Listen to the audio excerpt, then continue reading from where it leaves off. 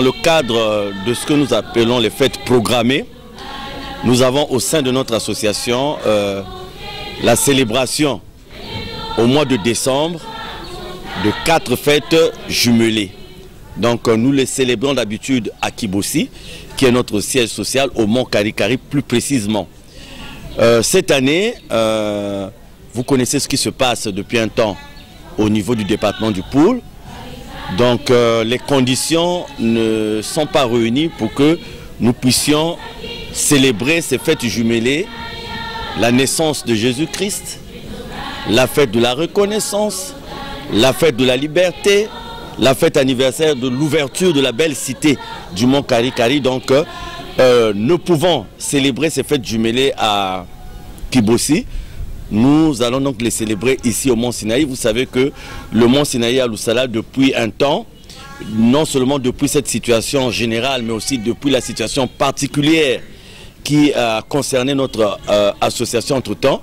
Donc le Mont Sinaï abrite les fêtes qui normalement devaient se tenir à Kibossi. Donc nous serons à partir de demain à Kibossi pour la célébration de ces 4 fêtes jumelées avec la participation de beaucoup de frères et sœurs, et notamment ceux des frères et sœurs venus de l'étranger. Tout à l'heure, par exemple, vous verrez, vous allez enregistrer l'arrivée des pèlerins du Gabon.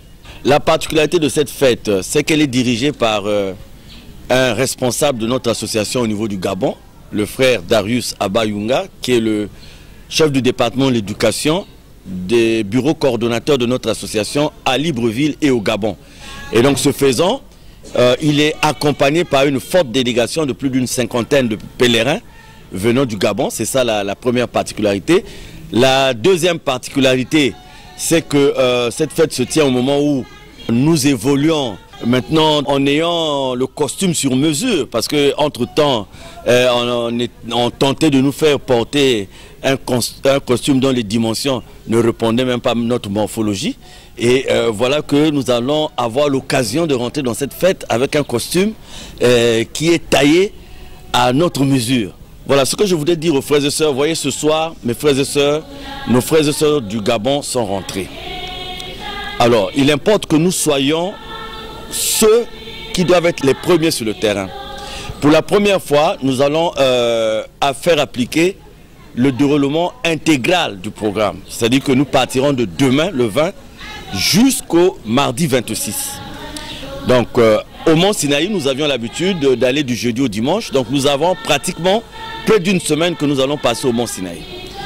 C'est des moments qu'il faut consacrer à l'Éternel, notre Dieu. Donc, c'est des moments pendant lesquels l'homme doit mettre de côté les calculs pour dire, bon, je vais aller peut-être seulement le vendredi, je vais aller... Dieu, dans sa souveraineté, peut donner aux heures et jours voulus par lui. Donc, c'est à l'homme de chercher à faire la volonté de Dieu. Mais ce n'est pas Dieu qui fera la volonté des hommes. Donc, l'appel que je lance, c'est de dire aux uns aux autres que dès le premier jour, nous devons être au Mont Sinaï. Nous devons prendre les dispositions. Je sais qu'il y a des difficultés sur le plan financier, il y a des difficultés. Nous allons vers la fin de la période scolaire, tout au moins du premier trimestre. Mais écoutez, ce n'est pas tout le temps que nous avons cette occasion d'être avec Dieu. Donc je demande aux uns aux autres que dès demain, nous puissions nous installer, sauf évidemment ceux qui ont des motifs conséquents, des motifs qui pourront faire qu'ils ne puissent pas être là. Mais même s'il y a des motifs, il faudra consacrer le temps. Si dans la journée vous êtes pris, eh bien le soir, il faut faire cet effort d'y être, parce qu'il y a fête et fête. Et je suis convaincu, je demeure convaincu de par l'inspiration de Papa Guy-Émile Oufouas-Sétouabo, que nous serons en face de beaucoup d'événements, de beaucoup de manifestations, de beaucoup de choses bien au cours de cette fête. Alors, si il était dit que ton cadeau, tu l'auras le jour de la remise des témoins, et que le jour de la remise des témoins, tu n'es pas venu, tu as privilégié le samedi, eh bien, Dieu dira, ma volonté est permanente, mais voilà que tel frère, telle soeur n'a pas pu tendre sa main pour prendre ce que moi, Dieu, j'étais en train de lui proposer. Donc, c'est un appel à une mobilisation générale dès demain au Mont Sinaï à Loussala. Vous savez, le combat que nous menons depuis, au nom de Papa Guy-Émile Oufouas-Sétouabo, c'est un combat contre le faux et l'usage de faux. Et l'une des grandes manifestations du faux et de l'usage de faux, j'allais dire, c'était justement ce problème de récépissé. Vous savez, il faut vous méfier, madame la journaliste, de tous les gens qui changent leur âge. Tous les gens qui modifient leur acte de naissance, il y a un sérieux problème de sincérité. Moi, je pense qu'on ne peut modifier sa date de naissance que pour des raisons particulières. Vous voulez aller à un recrutement, et le recrutement exige un âge donné, et ainsi de suite. Donc, déjà, changer votre date de naissance veut dire que vous vous engagez dans une voie qui n'est pas claire, dans une voie qui n'est pas saine. Et vous voyez que, en ce qui nous concerne, il y a une frange des frères et sœurs qui avaient pensé manipuler l'administration. Mais l'administration s'est retrouvée à partir d'un travail titanesque qui a été fait à tous les niveaux.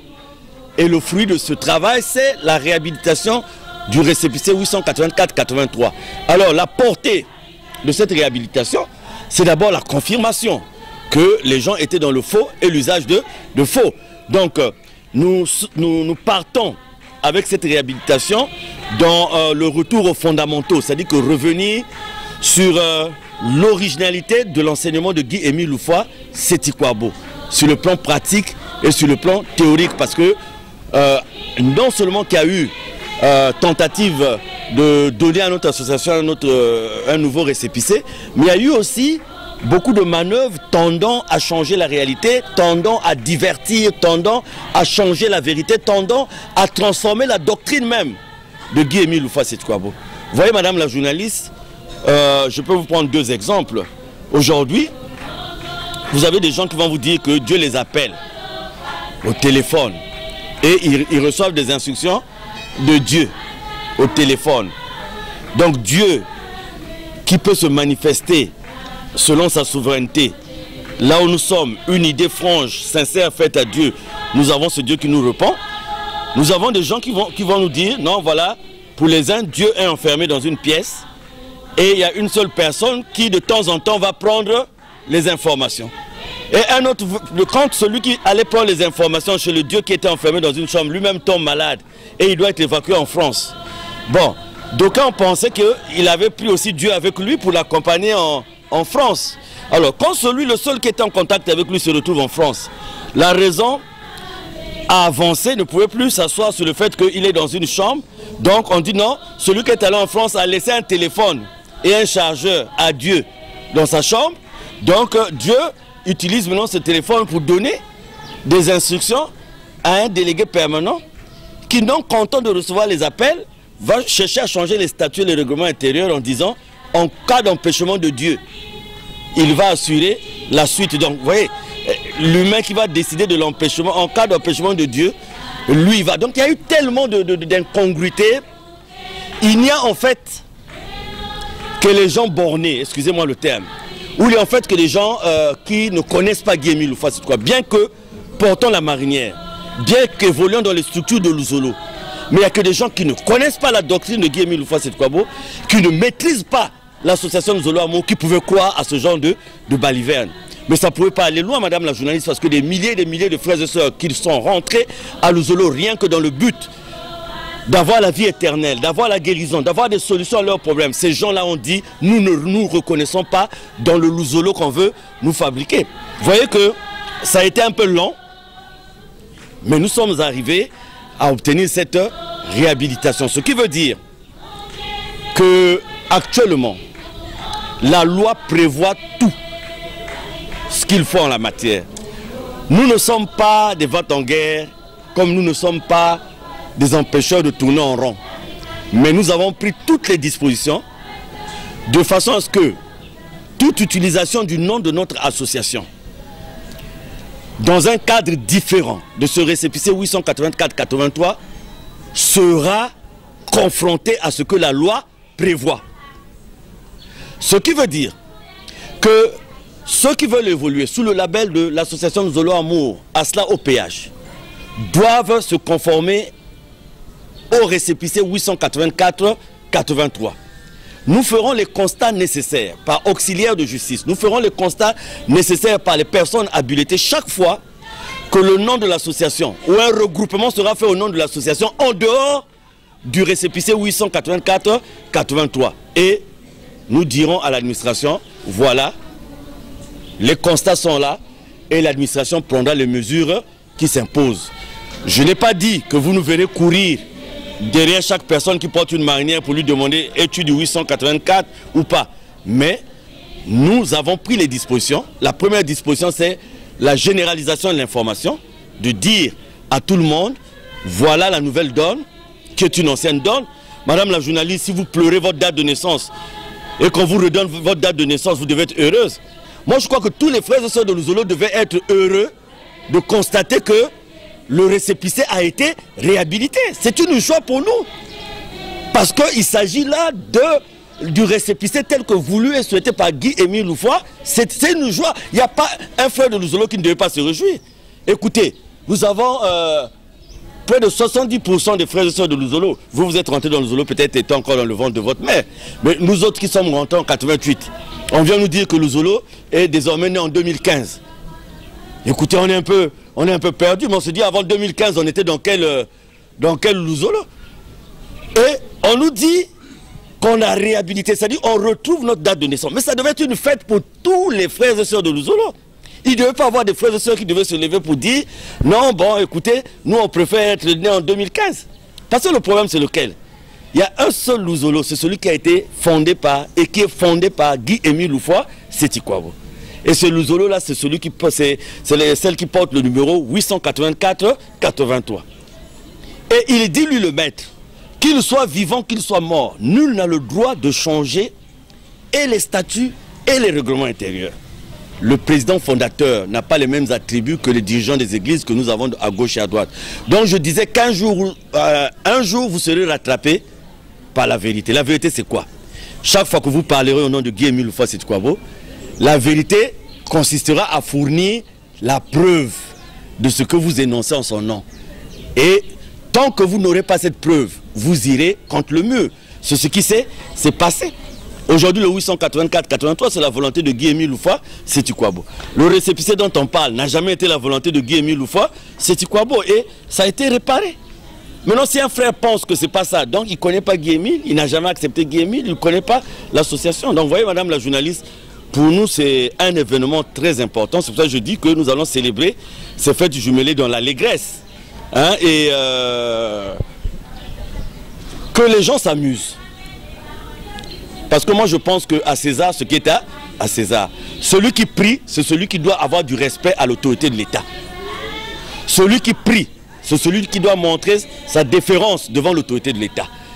Si l'autorité de l'État a pris une décision, et qu'il y a des gens qui pensent qu'ils peuvent aller au-delà de cette décision, parce qu'il y a eu des cadres, le dimanche dernier, nous les avons enregistrés sur un support audiovisuel, qui se sont amusés à fustiger la décision de monsieur le préfet, directeur général de l'administration du territoire, en public, en disant que l'administration s'était trompée, des cadres qui courent le risque de perdre même leur position sociale parce qu'ils ont entretenu la masse en leur disant que le papier en circulation est un faux, alors que c'est un papier qui est régulièrement signé par le préfet, directeur général de l'administration du territoire sur instruction de son excellence, monsieur le ministre de l'Intérieur. Et on a vu des cadres devant des foules en train de dénigrer cette administration. Vous savez, quand les gens atteignent ce niveau, il y a problème. Ça veut dire qu'il y a quelque chose qui ne va pas. Parce que, madame la journaliste, la volonté de Dieu ne s'achète pas. Le destin de Dieu ne se négocie pas. Il n'y a pas la corruption dans le domaine spirituel. Il n'y a pas la corruption, madame la journaliste. Donc, il ne faudrait pas que les gens pensent qu'ils vont faire plier la volonté de Dieu parce qu'ils ont des relations ou parce qu'ils ont de l'argent. Et il ne faudrait pas aussi que les gens pensent que ces frères et sœurs qui viennent d'avoir cette victoire, eh bien, ne vont pas garder jalousement cette victoire. Nous avons une habitude, nous ne disons jamais ce que nous faisons, contrairement à beaucoup d'autres. C'est pour ça, un matin, vous vous réveillez, vous êtes surpris, il y a une décision. Et là aussi, nous sommes déjà en train de travailler. Je vous ai parlé de ces trois agitateurs, des cadres qui se sont permis de douter d'une décision de l'administration prise après analyse, après réflexion et après présentation de documents concrets. Donc quand vous avez des gens comme ça, je crois qu'à un moment donné, vous dites à l'administration, voilà ce qui se passe. Et aussi, quelque part, ben, il faut arriver à faire appliquer la loi. Parce que le désordre n'est pas aussi du domaine de Dieu. Donc voilà ce que je peux vous dire sur le récépissé. Nous nous sentons bien parce qu'il s'agit là d'un événement très très très important pour nous. Vous savez, j'ai pitié des gens qui ont appris, mais qui ont la maîtrise seulement du domaine dans lequel ils ont eu une qualification. Mais ils ont un défaut dans la culture générale. La culture générale consiste à chercher à avoir des données dans différents domaines. Vous savez, en matière de droit, en ce qui concerne par exemple la réclamation de la réhabilitation du récépissé, c'est du domaine du droit administratif. Et donc ce qui a été fait, vous avez vu que la lettre est même adressée aux avocats, c'est du domaine du droit administratif.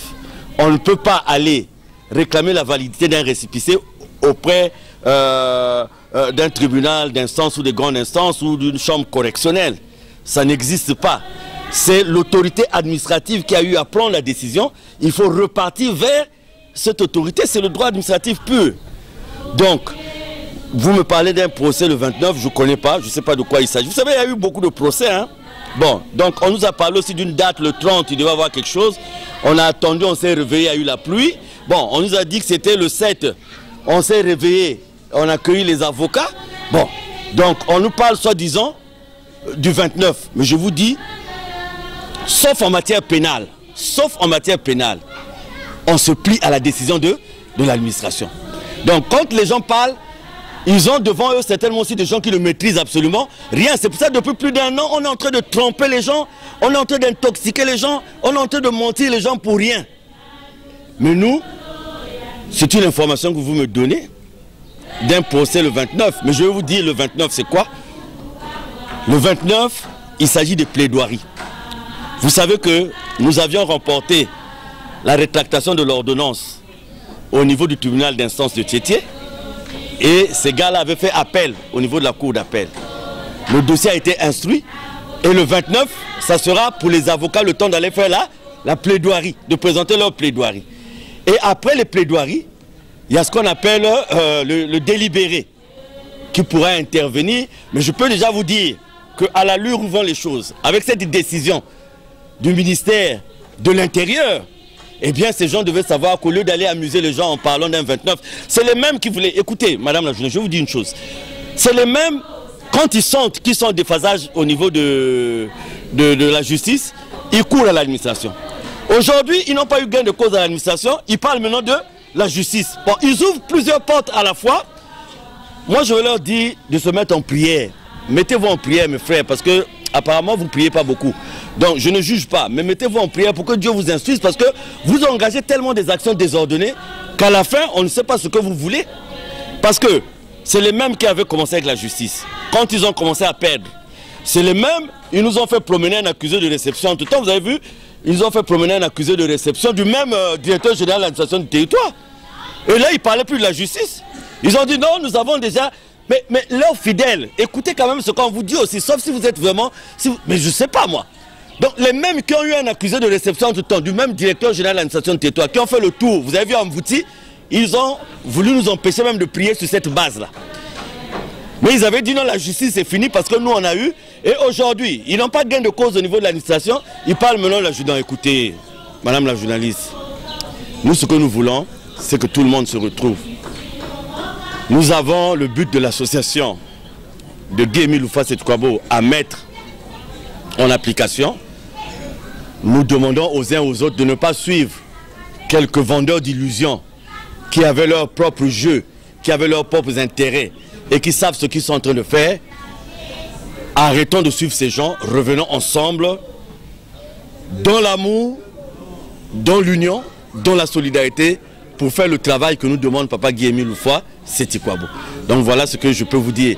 Maintenant, je termine avec l'exemple d'une femme. Hein. Quand une femme mariée, après un coup de tête, décide de quitter le mariage et puis doit trouver des raisons à donner à sa famille, eh bien parfois elle ne donne pas les raisons qui sont véritables. Hein.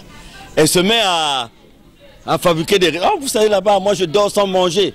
vous savez là-bas, moi je fais ceci. Alors que, c'est pas la vérité, mais elle cherche juste à convaincre, hein, par des raisons farfelues, sa famille pour comprendre le bien fondé de sa fuite. Donc c'est un peu ce à quoi nous assistons. Sinon que, il faut que les gens fassent attention. L'administration reste administration, l'État reste l'État. Soyons respectueux de l'État, soyons respectueux de la justice, mais soyons d'abord obéissants à notre Dieu, Guy-Émile Loufoua, Sétikwabo. Ils sont des frères et sœurs, donc ils reviennent là où ils avaient commencé, au 884. Écoutez, il n'y a que ceux qui ont commencé au 004 là, n'ont même pas 2 ans. N'ont même pas 2 ans. Donc ils ne peuvent même pas s'exprimer. Donc la majorité, c'est nous autres qui sommes sous le 884-83. Les bébés de 2 ans là, ils ne peuvent pas s'exprimer. Et puis les biens, les structures appartiennent au 884-83. Donc aujourd'hui, quelqu'un devait même avoir peur d'aller dans un site de l'association, d'aller organiser quelque chose dans un site de l'association, sachant qu'il est dans l'illégalité. C'est ça le problème. Maintenant, si les gens s'en foutent parce qu'ils pensent qu'ils ont l'argent, ils pensent qu'ils ont des relations, ils pensent qu'il y a un trafic d'influence, comme quelqu'un a dit, si ce pays nous appartient, on verra là où Mikungi ira. Mais Mikungi, il faut parler de lui dans le cadre de l'Uzolo, pas dans le cadre de la République. Dans le cadre de la République, je suis soumis comme tout le monde. Mais dans le cadre de l'association, je réponds de Guy-Émile Loufoua, Sétikwabo. Parce que quelqu'un l'a dit aussi dans la foule, nous l'avons enregistré, hein, que si c'est nous, nous verrons. Il est qui, Mikungi? Et celui qui a signé ça, il verra l'argent qu'il a eu. On a même prétendu que, prétendre que monsieur le préfet directeur général de l'administration du territoire a eu de l'argent de nous pour faire ce papier, c'est grave. Des gens qui affirment de telles choses, c'est grave ça. Ça veut dire que c'est des gens qui n'ont même pas de respect pour l'État. Je vous dis qu'ils n'ont même pas de respect pour la justice parce que ça fait 3 procès que nous avons gagnés. Et qu'ils n'ont jamais voulu appliquer ces décisions de justice. Bon, vous les appelez les gens qui prient. Notre association a été réhabilitée dans son récépissé.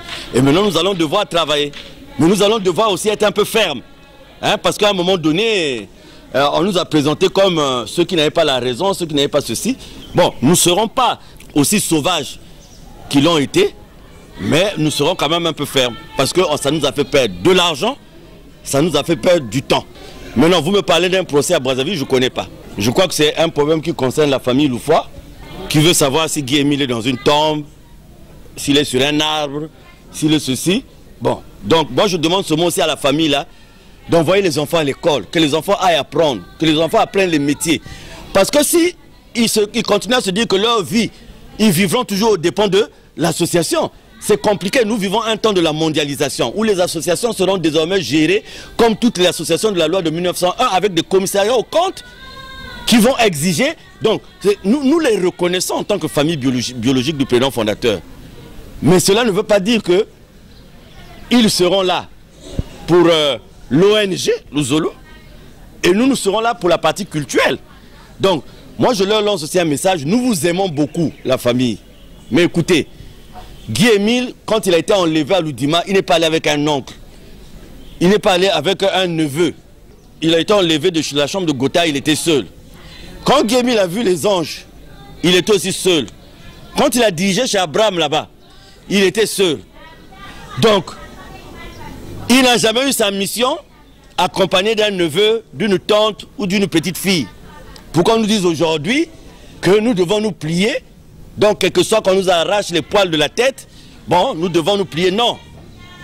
À la différence des pères fondateurs qui ont instruit des doctrines de succession, telles que Simon Kimbangu avec les enfants, telles que les Lassis à l'Uzolo, Guy-Émile dit qu'aucun membre de sa famille, aucun parent ne peut s'ingérer dans la gestion matérielle, financière, administrative de l'association. Il n'y a pas de succession en tant que telle. Mais nous avons la divinité pour nous, Guy-Émile et Dieu. Qui va succéder à Dieu?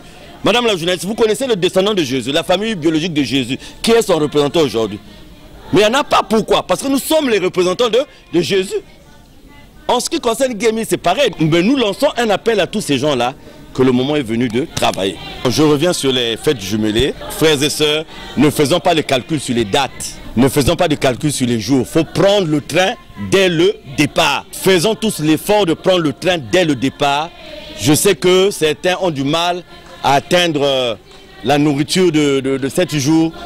Certains ont du mal à se... Mais remettons le tout entre les mains de Dieu. Écoutez, si on était à la Kibossi aujourd'hui, on n'aurait pas fait le calcul des jours, on serait parti. Donc il faut considérer le mont Sinaï comme si nous partions à Kibossi. Et il faut y aller, éviter de sortir, de rentrer, parce que même à Kari, pour sortir, revenir, il faut aller à l'eau de Languetani. Donc il faut vivre la spiritualité de tout ça. Donc dès demain, nous sommes au mont Sinaï pour ne ressortir de là que le mardi. Et la fête sera belle.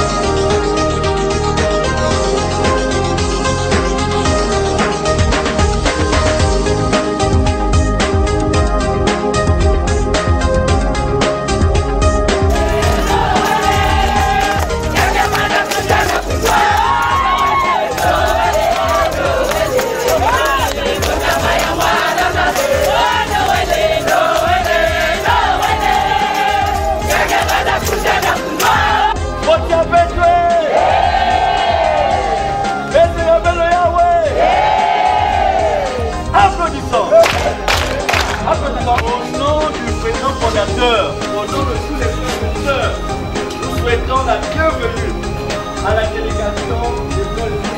Bonsoir, je suis la sœur Mikelou Moussabou Joséphine, membre confirmée de l'OPH. Je reviens du Gabon, plus précisément à Libreville, la section Mont Ararat de Libreville.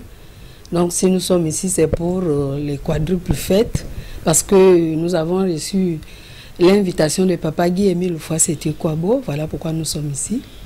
Mais le voyage, normalement de Libreville jusqu'à Ndende, ça a été vers. Maintenant, arrivé à Ngongo, donc à la frontière, on a eu chaud. Donc c'est ça seulement. Et après, on a appelé ici. Et je crois bien que Papa a répondu. On nous a plus embêtés jusqu'ici. Vraiment, je suis très contente. Très contente de l'accueil et tout. Vraiment, la joie. Je suis contente parce que c'est la première fois que je vois le papa à Mikungi. Hein? C'est la première fois et tous mes frères et sœurs ici. Et vous, mes enfants, vraiment, je suis très contente. Et pour la préparation de ces quadruples fêtes, je me suis préparée en conséquence parce que j'ai fait presque, on a fait presque un mois dans la prière, parce qu'il faut, lorsque vous partez pour la convocation de Dieu, il faut être d'abord saint, mais c'est pas saint, nous ne sommes pas saints. Mais quand même, on se prépare. Le cœur, il faut vraiment demander pardon aux frères et sœurs qui sont restés. À mes enfants, j'ai demandé pardon. Parce que là-bas, à la maison, vous-même, vous connaissez les enfants. Là, à la maison, il y a toujours des petits avec les enfants. Mais j'ai demandé pardon avant de venir. Et voilà pourquoi je suis très contente. Je suis dans la joie. Je suis la sœur Atongue Justine, membre confirmée de l'OPH, présidente adjointe de la section Deuxième Nation de l'Éternel. Nous sommes venus pour cette convocation de papa, parce que c'est pas petit. Et quand papa vous choisit, vraiment c'est une joie. Et on ne s'entendait pas, mais quand c'est tombé, depuis le Gabon, nous sommes en joie. Donc vraiment, on a fait un voyage sans difficulté, si ce n'est que vers la frontière du Gabon, du Congo, qu'on a eu un peu de soucis, mais on a eu appelé ici et ça s'est décanté. En tout cas, depuis là jusqu'à Dodizi, nous sommes en joie. On s'est préparé, nous connaissons un membre confirmé de l'OPH et nous savons que quand un membre se déplace, il sait mettre les garde-fous tout autour. Nous faisons nos courriers et nous nous mettons en prière pour présenter cette grandiose fête à papa, pour que tout ça se passe bien dans la joie et dans l'harmonie. Et la grande chose, c'est le pardon. Nous devrons pardonner nos frères et sœurs qui ne connaissent pas. Parce que Jésus l'avait dit, que ceux-là qui ne savent pas demander pardon ne sont pas mes frères. Parce que nous devrons connaître que un membre de l'OPH doit être rempli d'amour. Et le pardon est la clé. Et chez nous, dans notre ensemble, nous devrons demander ce pardon-là envers nous-mêmes, envers ceux qui sont dans les quartiers, envers nos enfants, partout là où nous partons. C'est un petit mot, mais un petit mot qui décante tout. Vraiment, c'est une grande fête. On rentre dans les quadruples fêtes. Vraiment, nous sommes tous en joie. Joyeux Noël pour tout le monde, pour tous les frères et sœurs dans le monde entier. Je suis le frère Abou Casimir, membre confirmé de l'OPH. Hier, j'étais CEO du Bukonaga, le bureau coordonnateur national du Gabon. Alors, j'ai fait mon choix. Le choix de la vérité. J'ai claqué la porte et je me retrouve là, du côté de la vérité. La vérité, rien que la vérité. Ben, je suis là, comme mes deux mamans m'ont précédé. C'est pour répondre à la convocation de notre Seigneur, notre Père, Guy-Émile Loufoua Sétou-Kouabo, à participer au quadruple fête de décembre de cette année. Ben, mon état d'âme, c'est un état d'âme confiant, parce que je me retrouve ici, à Pointe-Noire, avec mes frères et sœurs du Mont Ararat, et je voudrais par la même occasion remercier le frère Mikungi Lundu Charles, président adjoint du Bicopen Bicodec, avec tout son bureau et les frères et sœurs de la section Mont Ararat de Pointe-Noire pour vraiment cet accueil chaleureux qu'ils nous ont réservé ce soir. Ben, je me suis préparé, je me suis mis en condition parce que nous savons quand nous sommes appelés à un tel événement, il faut se préparer moralement, physiquement et spirituellement. Ben, le message que je voudrais adresser, c'est non pas seulement aux frères et sœurs des sections Ararat du Congo et du monde entier, puisque nous connaissons déjà la vérité, mais également aux autres frères qui sont égarés jusqu'au jour d'aujourd'hui. Nous ne faisons pas la volonté des hommes, mais nous faisons la volonté de Dieu. S'ils se retrouvent quelque part perdus, je leur demande, je leur invite à venir franchement la tête haute à nous rejoindre à la section Mont Ararat du Congo et du monde entier.